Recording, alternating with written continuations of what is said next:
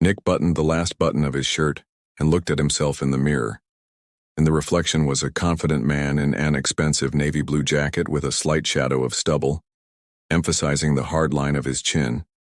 It was just right hair in his palm through his hair, smoothing it down, and leaned over to the sink to splash cold water on his face. It was going to be a long evening, but a pleasant one after all. Events like this didn't happen every day. His friend Chris had finally gotten the promotion he'd been seeking for years and was throwing a party at his country home.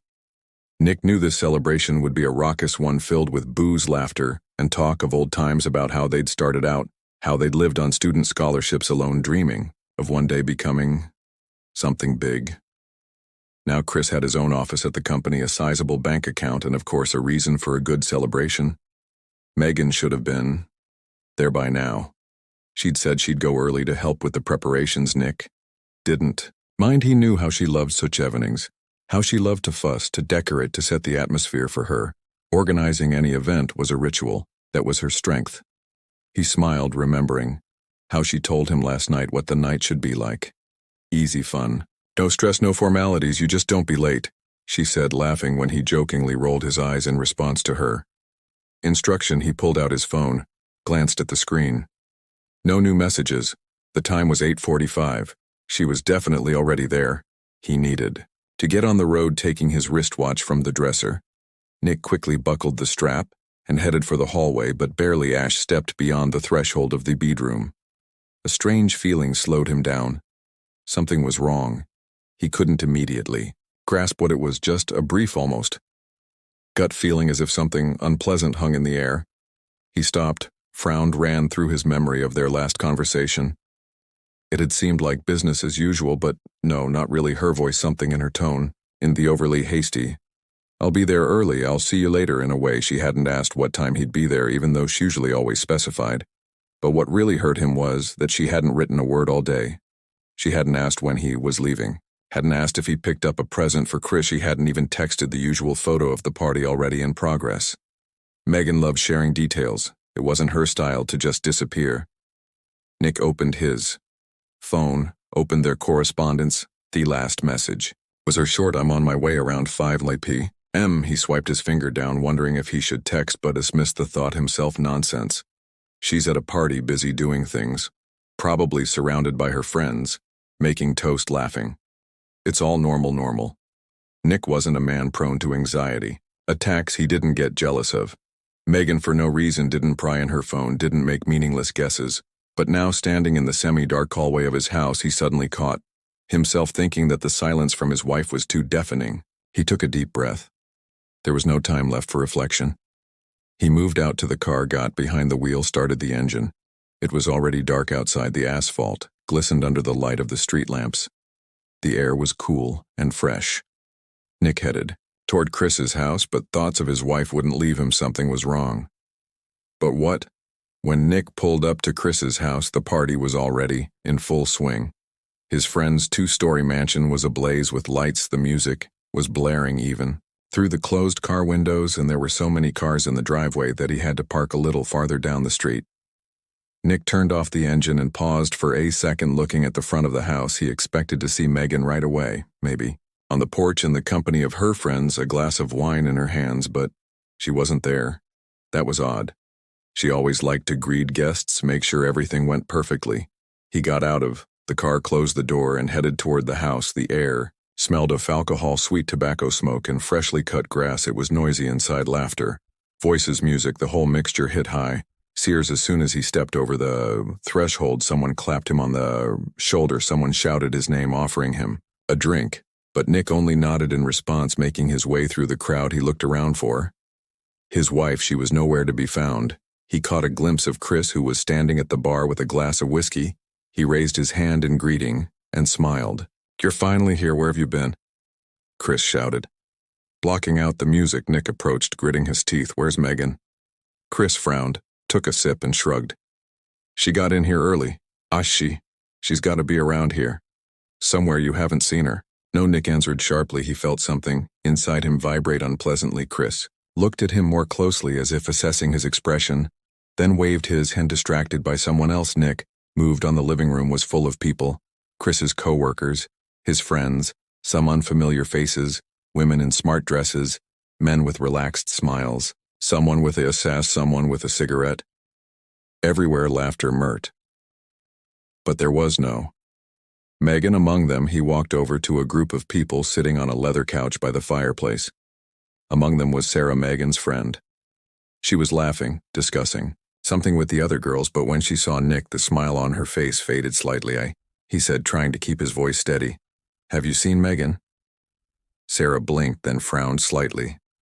"Oh, I've seen her before," she said, looking around the room, thoughtfully. "Probably around here. Somewhere, maybe in the kitchen, maybe." Nick answered dry. He knew she wasn't in the kitchen. He had just walked past it. They continued walking through the house, trying not to show the tension building. Up inside, the second floor was mostly closed. Off, the bedrooms were there, and guests didn't go up there, but something inside told him that was where he should look. He approached the stairs, but at that moment someone called out to him. Nick, the voice was muffled, as if the man didn't want to attract attention. He turned around. It was Todd, one of Chris's buddies, a guy Nick wasn't particularly close to, but had seen at a few events. Like this, Todd looked odd. He had a bottle of beer in his hands, but he wasn't drinking, just squeezing the neck with his fingers as if trying to keep his hands busy. His gaze was intense too, attentive. "Megan," he started, and then he stammered, running his hand over the back of his head as if he didn't know how best to say it. Nick stepped closer, no longer hiding his irritation.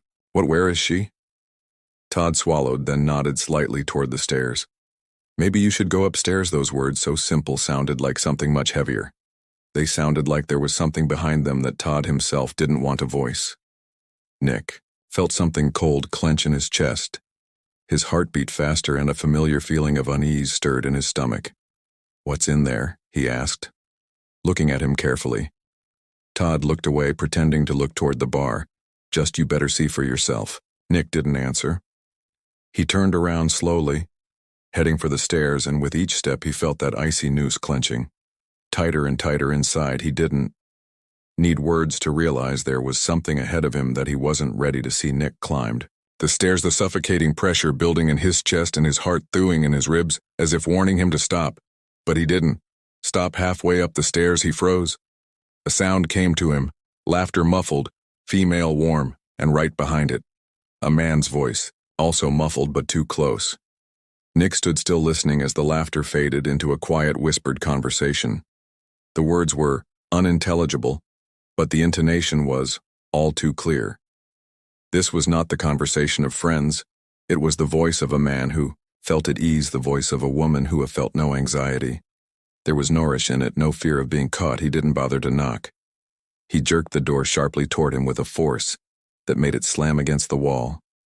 The world froze for an infinitely long second. On the bed, in the soft light of the bedside lamp, lay Megan in just her underwear, her blonde hair disheveled here.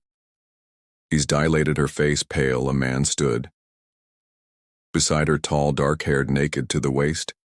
He was already buckling his belt, and his shirt was crumpled as if it had just been ripped off.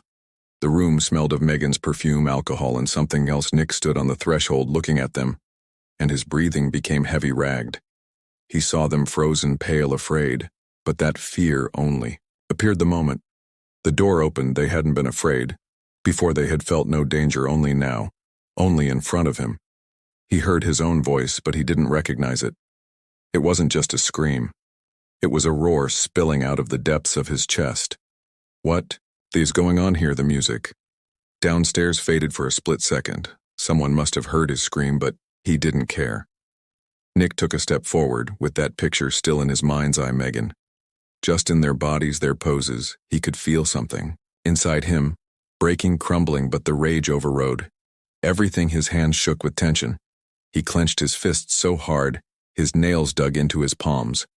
Megan opened her mouth but couldn't say anything, her chest heaving with bated breath. Heres ran from him to Justin as if she was trying to find salvation in something that didn't exist. Justin raised his hand slowly as if hoping to smooth things over. "Look, Nick.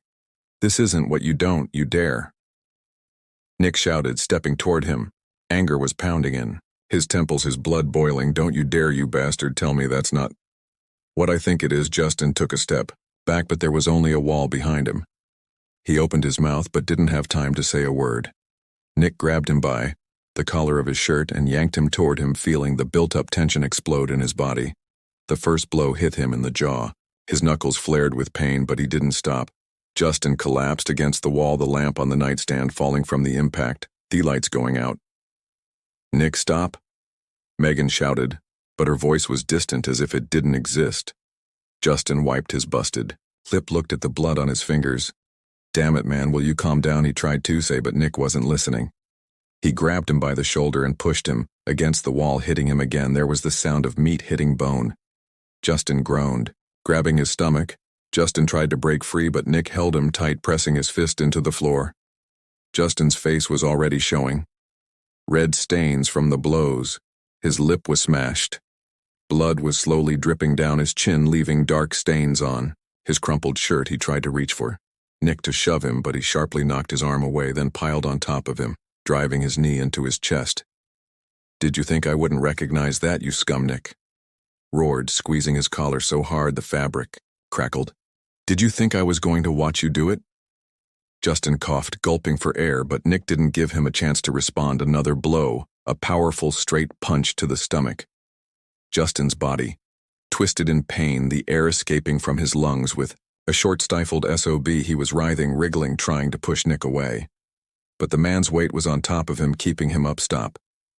Justin wheezed, but his voice was drowned in the rage that boiled in Nick's blood. He could no longer hear anything but his own frantic pulse in his ears. Every blow seemed insufficient. Each hello wasn't enough. Wanted to smash his face so that he could never look at anyone with that cocky grin. Again, I wanted him to feel all the pain that was tearing him apart.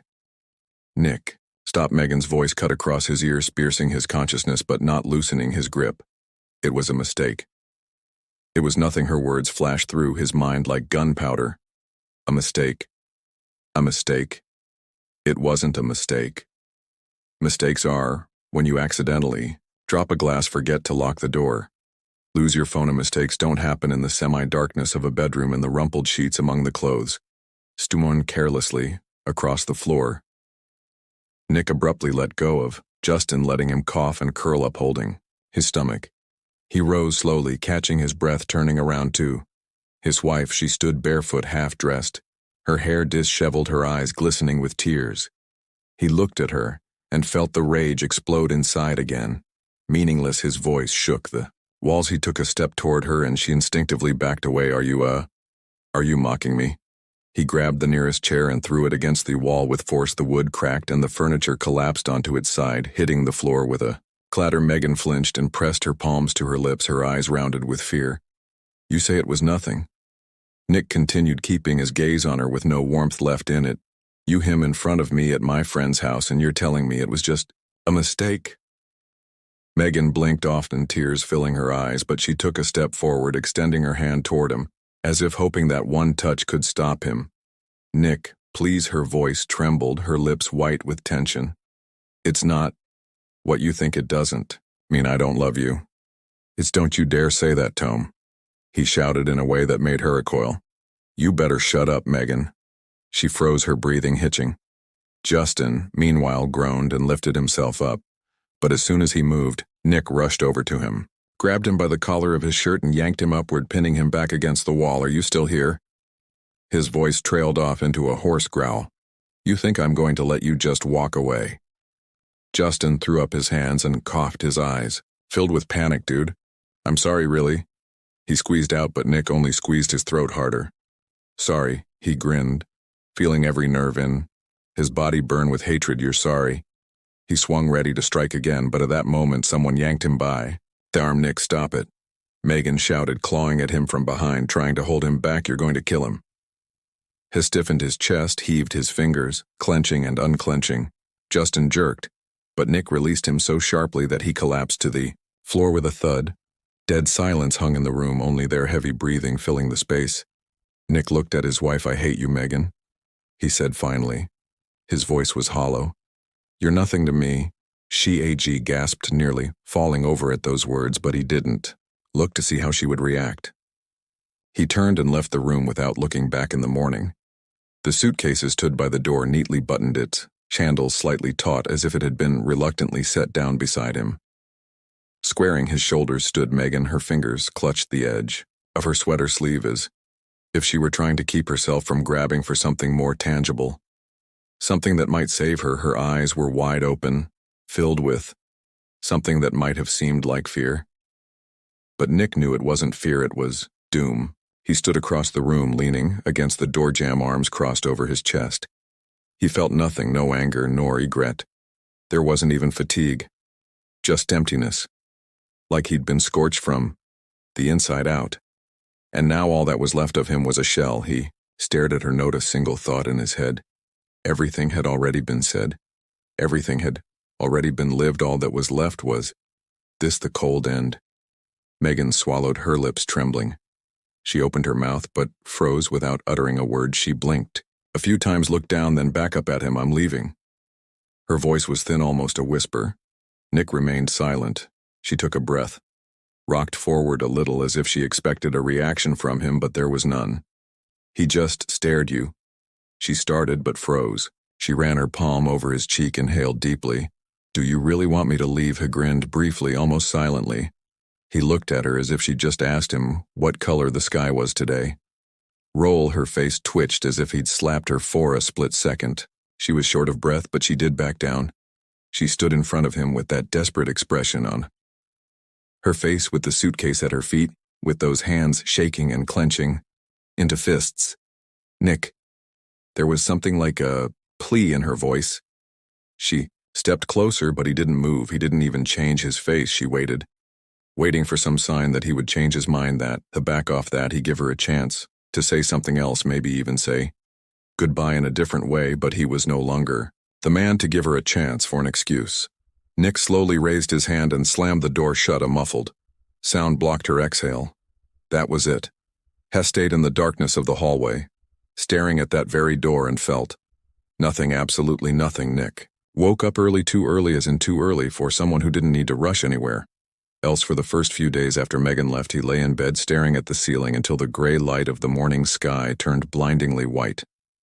Then he simply stopped. Sleepless nights were replaced by running, by physical fatigue, by aching muscles, by a pulse that beat as frantically as it had. Then, in that room, in that house, every morning began with a cold shower and scalding hot coffee. Then he'd go outside, pull up his hoodie and run, just run. At first without purpose, just running away from something invisible but too close. But then running became meaningful. It became a ritual. For the first month, Nick ran 10 miles every morning. The pain in his legs, in his chest, in his lungs, all of that was nothing compared to what was eating him up from the inside out. So he kept running until the feeling started to dull. He stopped answering his friends' calls. Chris texted him, offering him a drink, telling him it would all go away. But Nick left messages unanswered. He didn't want to talk. He didn't want to discuss. He just wanted to move. Wanted to feel that his body was still working, that his heart wasn't still beating. Just to be broken. The gym became his second apartment. The iron, the punching bags, the treadmill, it gave him something he couldn't get in anything else. Control. The most important resource he'd lost. That night. The night he saw Megan with Justin II. His life fell apart. Now he had control over, at least, the pain in his muscles, the strength of his kick, the speed of his run. 2 months passed. One evening he came home after Arun. The apartment was filled with the smell of coffee and the fresh air he let in by leaving the windows open. He took off his wet t-shirt, tossed it in the laundry basket, and headed for the shower. The warm water ran down his skin, washing away the sweat, but not washing away his thoughts. The mirror reflected a different man. Not the same one as before. This one was sharper, harder, his eyes not looking to anyone for salvation. The next day he went out jogging again. The morning park was deserted. The air smelled of fall.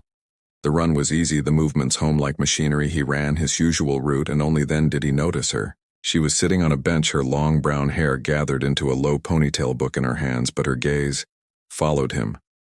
Not intrusive, not curious, just calmly. She watched him run past, and when their gazes met, the corners of her lips trembled in a slight smile. The next day he saw her again at the same hour on the same bench, and the next day, after a week, he stopped pretending not to notice her. "You often run like you want to kill someone," she said one day when he stopped at a Drinking fountain nearby, her voice was light without judgment, with a hint of playfulness. Nick turned his head and met her gaze. There was no pity in her. It wasn't the expression he hated so much on his friends' faces when they looked at him after everything that had happened. I used to want to, he replied, leaning over to take a sip of water. She didn't look away, and now Nick looked at the road in front of him. He reached up and ran his fingers down the back of his neck, brushing away the sweat damp. Hare took a deep breath, just running now, and for the first time in a long time he felt it was true.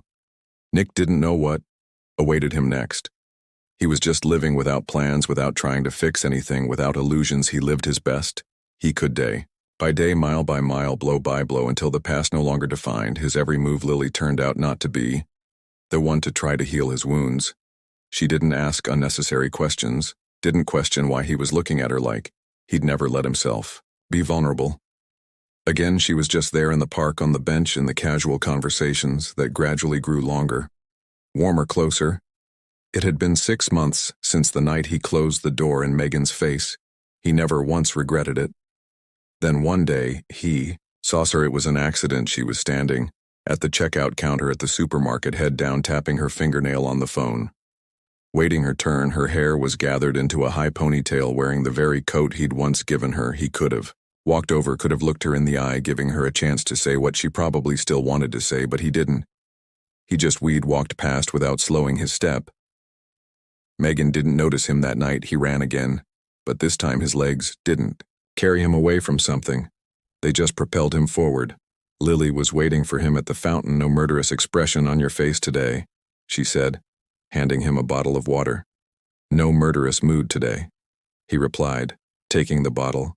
She smiled and took a seat on the bench, gesturing for him to sit next to her. Nick looked at the dark sky, breathed in the cool air, then sat down next to her, stretching his tired legs out in front of him. "So it's all behind you?" Then she asked. Nick didn't answer right away. He'd been thinking about it for a long time, about what had been, about what had become, and about what would come next. "No," he said at last, "just not ahead anymore." Lily nodded as if she understood him without further ado, and for the first time in months, Nick felt truly free. And that's where today's story ends. Thank you for watching to the end.